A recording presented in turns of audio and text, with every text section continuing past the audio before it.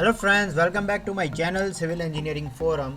We are in the sixth part of the topic connection, where today we are going to learn what are the disadvantages of using black bolted connection.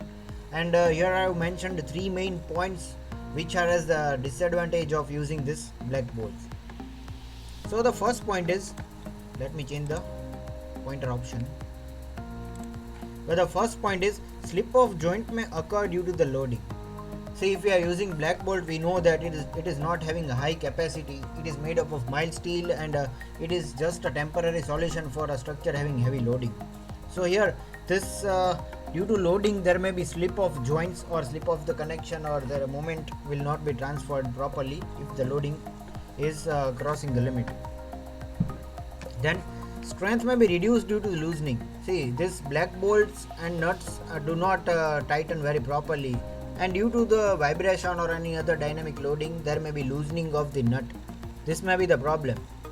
So we need to have design special locking devices in case of vibration. See, as we have studied, we have already seen this figure where the hole is drilled in the threading of any black bolt. I will change the pointer option. Okay, where we can insert this quarter pin in order to prevent the nut from turning around this threading. See, in case if we have tightened a nut over here like this,